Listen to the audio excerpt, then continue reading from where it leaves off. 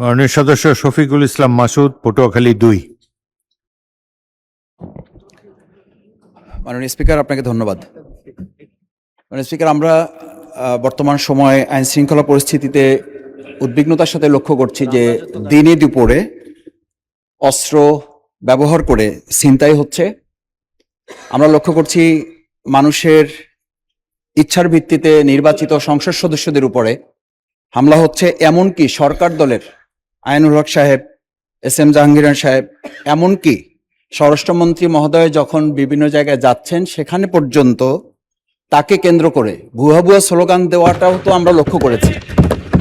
এই পরিস্থিতিটা তো শুধুমাত্র সরকার দলীয় সংসদ সদস্যদের সাথে না, এই সরকার দলীয় সংসদ সদস্য এবং বিরোধী দলীয় সংসদ সদস্যরা যখন হামলার শিকার হন, তার প্রেক্ষিতে যে মামলা হয়েছে সেই মামলাগুলোর কোনো আসামিকে গ্রেপ্তার না করে বরং তার প্রেক্ষিতে যে মিথ্যা ভুয়া মামলা দেওয়া হয়েছে সেই মামলায় ওই বিরোধী দলের নেতাকর্মীদেরকে গ্রেপ্তার করা হয়েছে। এই প্রসঙ্গে আমি মাননীয় স্বরাষ্ট্রমন্ত্রী পদক্ষেপ জানতে চাই। মাননীয় স্পিকার, ধন্যবাদ।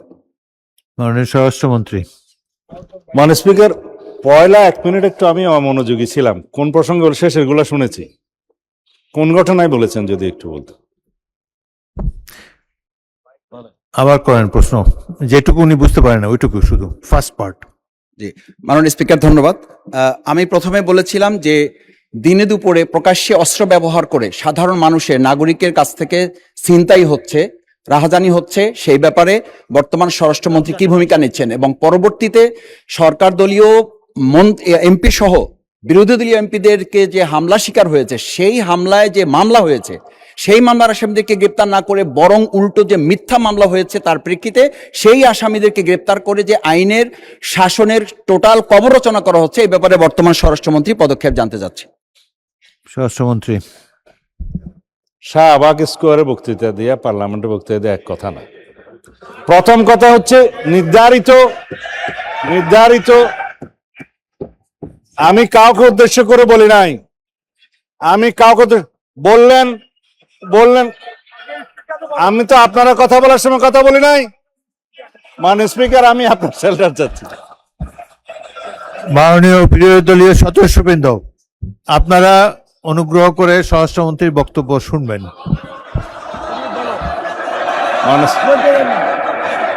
Yes, I withdraw. ঠিক আছে,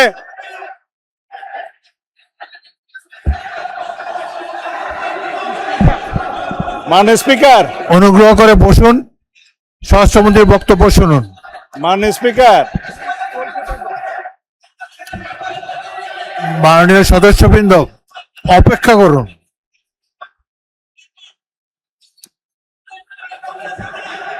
মাননীয়, 1 মিনিট বসুন। মাননীয় সদস্যবৃন্দ বসুন। মাননীয়, জাস্ট হোল্ড অন প্লিজ, আমার কথা শুনুন, লিসেন টু মি। মাননীয় সদস্যবৃন্দ, বলো।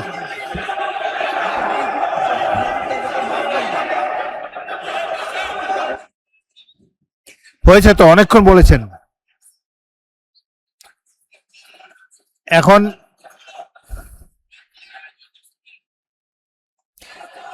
আপনারা অনুগ্রহ করে বসুন, অনুগ্রহ করে নিজের আসনে বসুন।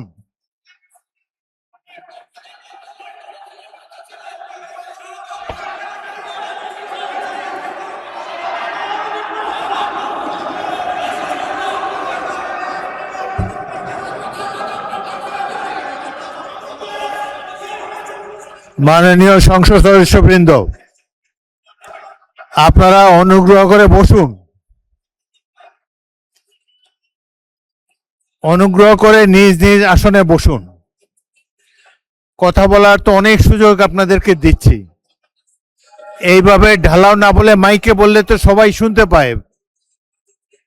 আপনাদেরকে সুযোগ দেওয়া হবে, যখন সুযোগ পাবেন মাইকে বলবেন। আরেকটি কথা আমি বলতে চাই, যেখানে আপনাদের বিরোধী দলের চিফ হুইপ দাঁড়িয়েছে, সামনের সারির সদস্যবৃন্দ দাঁড়িয়েছে, তখন অনুগ্রহ করে পিছনের সারি থেকে বক্তব্য দেবেন না।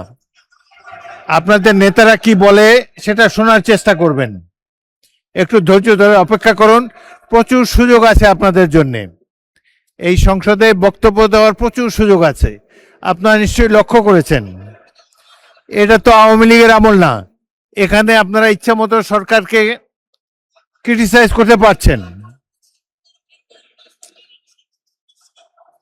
আরেকটি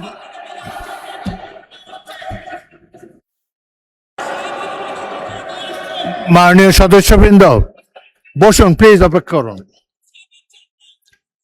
বসুন বসুন বসুন।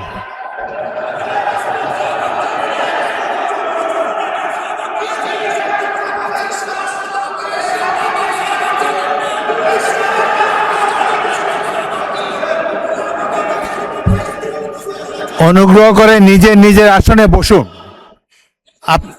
আপনাদেরকে বারবার অনুরোধ করছি,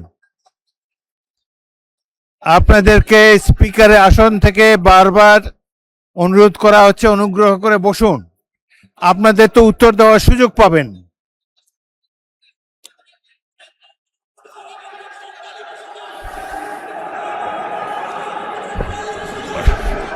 শোনেন,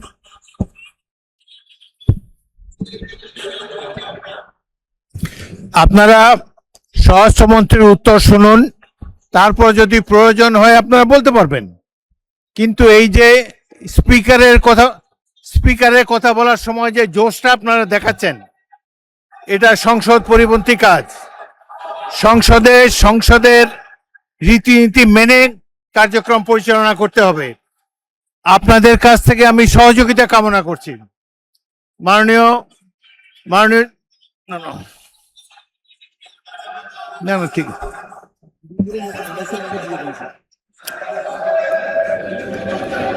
আপনার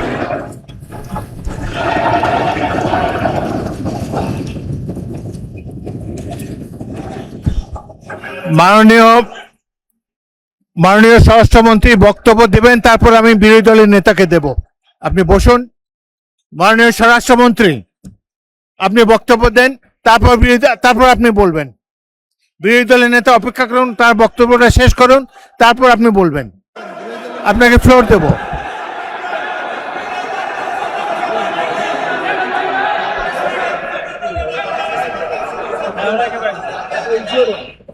মাননীয় সদস্যবৃন্দ, প্রশ্ন উত্তরের সময় একজন মন্ত্রীকে যদি উত্তর দিতেই আপনারা না দেন, উত্তর উনি দিন, তারপরে যদি উত্তর পছন্দ না হয় আমি বিরোধী দলের নেতাকে মাইক দেব।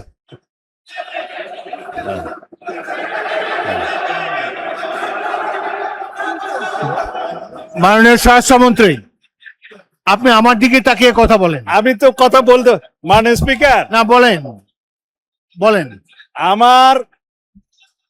আমার যে শব্দ চয়নে তাদের আপত্তি আমি ভাই সংক্ষেপে বলেন, সংক্ষেপে বলেন। সেইটার জবাব তো আমি দিতে পারবো। আপনি জবাব আমি দেন। মিন করেছি এটা জাতীয় সংসদ। মাননীয় সদস্য সারাদিন দাঁড়ায় থাকতে পারবেন, আমিও দাঁড়ায় থাকি। মাননীয় স্বরাষ্ট্রমন্ত্রী, হ্যাঁ, মাননীয় স্বরাষ্ট্রমন্ত্রী, আপনি প্রশ্নের উত্তর দেন, মাননীয় আর তাদের স্পিকার, দিকে তাকায় বক্তব্য দেবেন। আপনি যদি আমাকে কথা address না করে বলেন। বলতে দেন তাহলে কিসের বাক স্বাধীনতা? আপনি আমাকে অ্যাড্রেস করেন, বলেন। না, আমি আপনার দিকেই তাকিয়ে কথা হ্যাঁ, বলছি। বলেন, সংক্ষেপে মানে বলেন। স্পিকার, আমাদের এখানে প্রশ্ন যেমন স্পেসিফিক করতে হয়, এই সংসদে সম্পূরক প্রশ্নও একই রকম করতে হবে।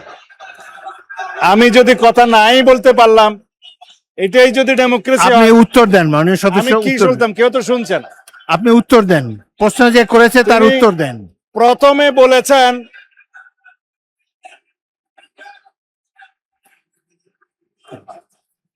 আপনারা কি স্বরাষ্ট্রমন্ত্রীর বক্তব্য শুনতে রাজি না? স্বরাষ্ট্রমন্ত্রীর বক্তব্যের পর আমি বিরোধী দলের নেতাকে দেব।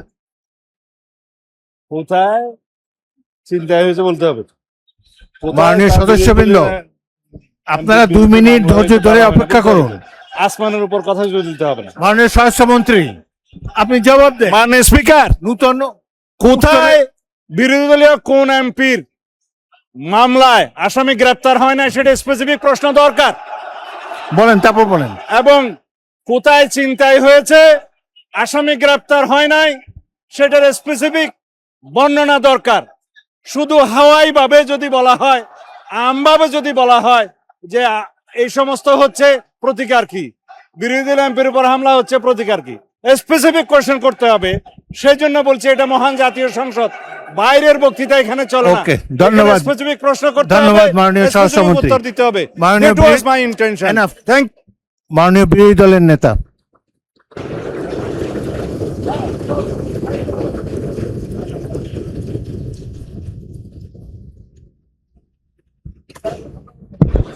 মাননীয় স্পিকার, আপনাকে ধন্যবাদ। আমাকে আগে সুযোগ দিলে ওনার কথাটা শুনতে পেতাম।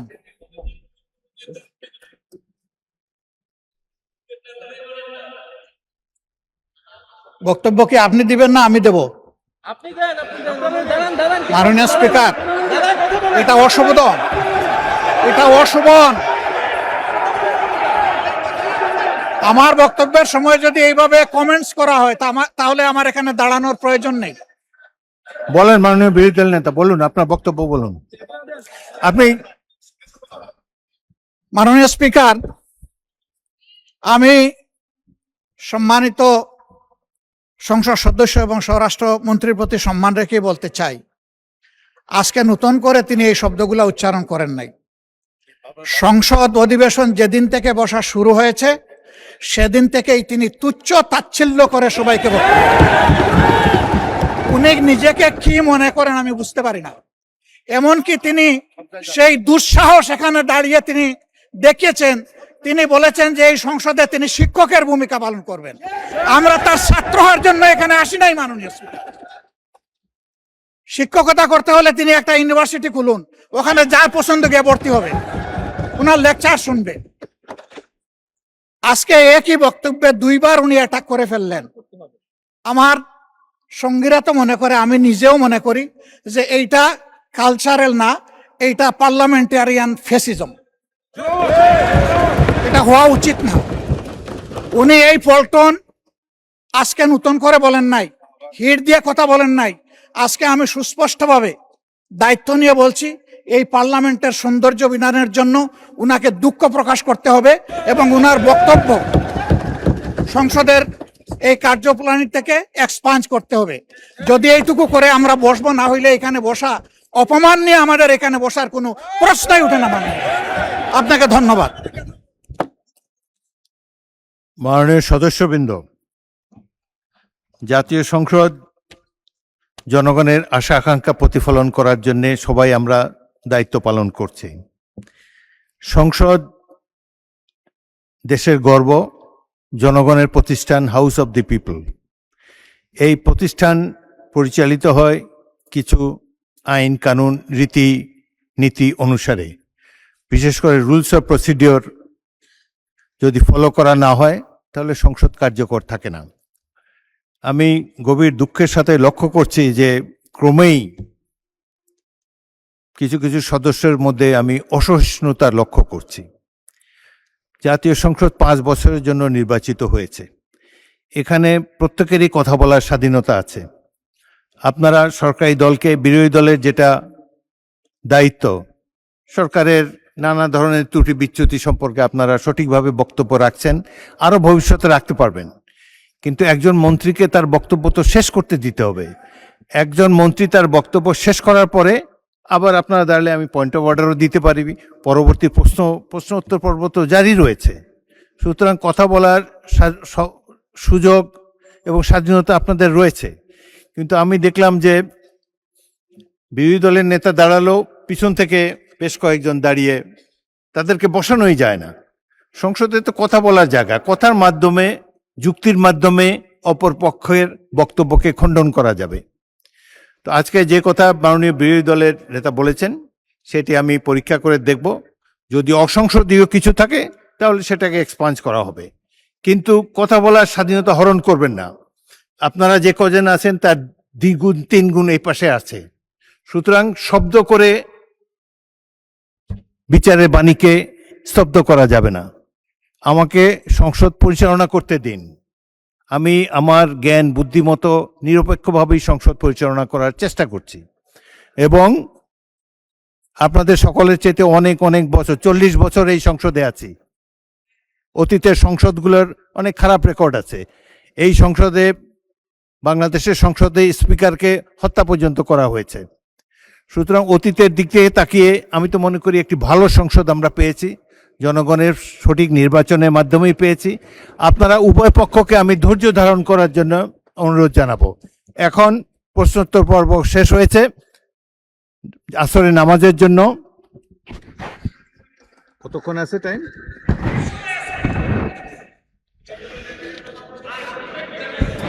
এখন আসরের নামাজ। আপনি কি বিরোধী দল নেতা আরো বলতে চান? আপনি এমন কিছু বলবেন না যে এই ডিবেটটা প্রলং হয়। এখন তো দেখেন সবাই শান্তভাবে বসে আছে। আমি তো বললাম যদি স্বরাষ্ট্রমন্ত্রী অসংসদীয় কিছু বলে থাকেন তাহলে এক্সপান্স করব। জাতীয় সংসদের আগের প্রসিডিংগুলো দেখেন কত ধরনের বক্তব্য হয়।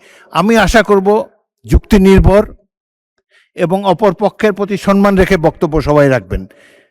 অসংসদীয় কোনো কিছু যদি বলে থাকেন সেটা আমরা দেখব, কিন্তু এই যে কথাই বলতে দেবেন না, এই অ্যাটিটিউড খুবই খারাপ। আপনারা যখন বলবেন আমি এই পক্ষকে অনুরোধ করব চুপ করে বক্তব্য শোনার জন্যে, আবার এই ট্রেজারি বেঞ্চ থেকে যখন বক্তব্য দেবে তখন আপনারা ধৈর্য ধরে কথাটি শোনার মতো ধৈর্য ধারণ করবেন। এটা না হলে তো সংসদ চলবে না। পরামর্শ সহিষ্ণুতা না থাকলে গণতন্ত্র ব্যর্থ হবে এই দেশে। আচ্ছা যাই হোক, এখন আমি প্রথমে মাননীয় বিরোধী দলের নেতা, আপনাকে বলতেই হবে, আপনি এই প্রসঙ্গে বলবেন নাকি অন্য কোনো প্রসঙ্গ? বিরোধী দলের নেতাকে মাইক দিন। মাননীয় স্পিকার, আসলে এক্সপাঞ্জ হ্যান্ডস্পট করারও ইতিহাস আছে, আবার পরীক্ষা করে দেখারও ইতিহাস আছে। আজকের বিষয়টা একবারে স্পষ্ট, এটা তো আর পরীক্ষা করে দেখার কোনো বিষয় নেই, এবং এটা রিপিটেডলি এগেইন অ্যান্ড এগেইন এই কথাগুলো এখানে এসেছে। 2 নম্বর, আপনার একটা কথায় সামান্য সংশয় এবং কষ্ট সৃষ্টি হয়েছে। এটি হচ্ছে আপনি যথার্থই অ্যাটেনশন ড্র করেছেন, অভিভাবক হিসেবে এটা করবেন যে আমি দাঁড়ানোর পরে বাকিরা এখানে দাঁড়িয়ে আছেন, এটা ডিসেন্সি পূর্ণ হয়েছে। এটা আপনি করতে পারেন, এটা আপনার দায়িত্ব।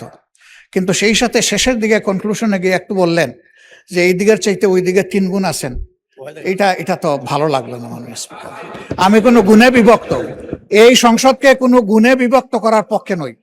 আমরা প্রথম দিক থেকে বলেছি ভালো কাজে আমরা সবাই এক হব, একসাথে কাজ করব, অন্যায় কিছু হলে আমরা প্রতিবাদ করব। আমরা সেই প্রতিবাদ করেছি। হয়তো এই প্রতিবাদ কারো পছন্দ হবে, কারো পছন্দ হবে না, সেটা ভিন্ন। কিন্তু আমি মনে করি যে এই ধারায় আমাদেরকে হ্যান্ডেল না করলে আমরা খুশি হব। ধন্যবাদ আপনাকে। ধন্যবাদ মাননীয় বিরোধী দলের নেতা। আমি কাউকে ছোট করার জন্য কোনো বক্তব্য রাখি নাই, কিন্তু দেখা যাচ্ছে যে আপনারা স্বরাষ্ট্রমন্ত্রীকে বক্তব্যই রাখতে দিলেন না। শাউট করে তার বক্তব্য যাতে না শোনা যায়, এই অ্যাটিটিউডটার আমি নিন্দা করি। এটি সঠিক অ্যাটিটিউড নয়। আপনারা যখন বলবেন তখন এই ট্রেজারি বেঞ্চকেও আমি বলবো আপনাদের কথা যাতে শোনে। আবার ট্রেজারি বেঞ্চ থেকে যখন বক্তব্য দেবে একসাথে 80 জন দাঁড়িয়ে